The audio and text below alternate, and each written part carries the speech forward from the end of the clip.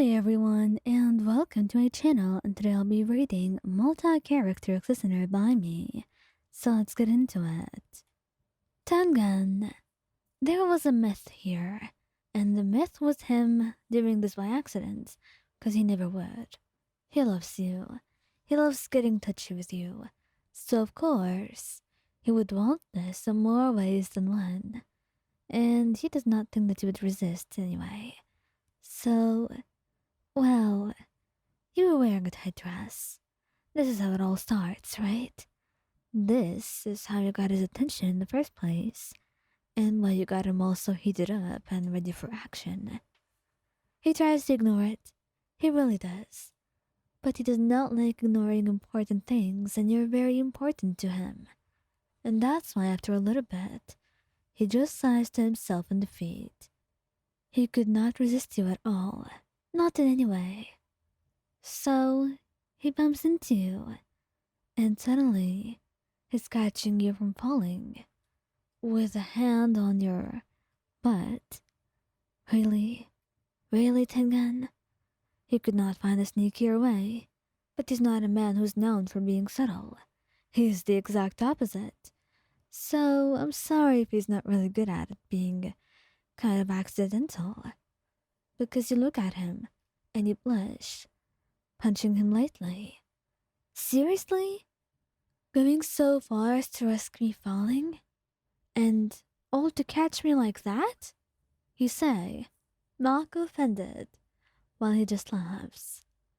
And then, his hands snake around your waist and climb up to your chest.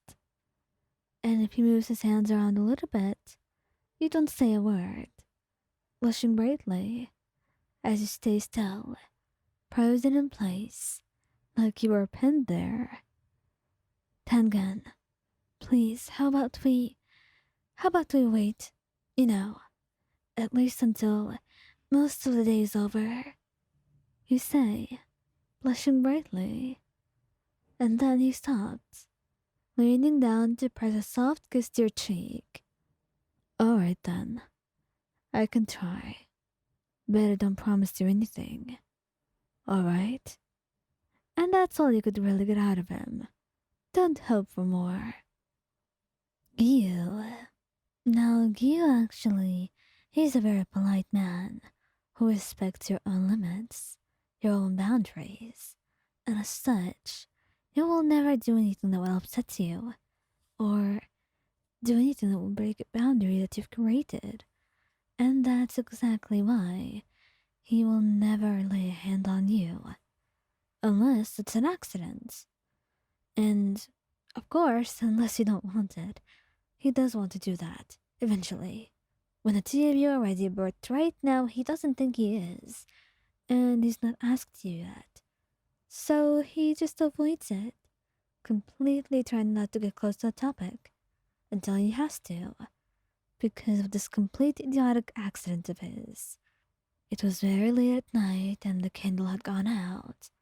So poor Giyuu was trying to feel for his surroundings with his hands, until he was feeling your chest with his hands instead. He blushed brightly, and then he put his hand on top of yours and squeezed it. Giyuu, dear, that is not the cushion. So please just stop feeling me up like that. You tell him, and you can tell that you're blushing just from your voice. And he's blushing too, tensing up and freezing, before you kiss his palm gently. Don't panic about it. I know you didn't mean to. But then he looks at you and you can tell that he's very sorry. So you just pet him gently, before getting another candle and lighting it up. And it's needless to say that he avoids your gaze for a while after. But really, you didn't mind any of his touches, and you wouldn't mind if he did more of that. Now that you were going to admit it. At least not now, anyway. He's got much better things to hear and focus on. And also, if you told him, well, it would certainly be a little bit too much for him to process, because of his earlier embarrassment. But you may tell him another time, he'd be more than willing to try. But try to give him a hint in advance. Rengoku. It really was an accident. Rengoku was no liar after all. Unlike Tengen. But the thing is, it's really all a coincidence.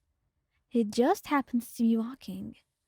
And he doesn't know what happens, but he ends up putting a hand on your behind. Well, he's absent-mindedly putting it, so that counts as an accident, right? At least that's what justifies it for him. And you just look at him, plainly, glaring as you cross your arms and tap your foot. Really now? I'm being real with you, Ion. When did I ever lie to you? Well, I don't know. Well, maybe you don't lie a lot. But I don't know, something about you seems strange to me. You say to him, glaring at him for a while, but then you just laugh at him, smiling. I was just messing with you. And I don't really mind. You tell him. And you watch as he reacts. His face brightening, and there's that slight flush of his cheeks. It was also unexpected. You don't usually play tricks on him like that, but you will admit that he's been certainly had with this one. Well, I'll give it to you. You got me good. But just today, he tells you, and you chuckle at him, letting him wrap his arms around you, and deciding that maybe whatever activities that you had to do that day could wait for a little bit.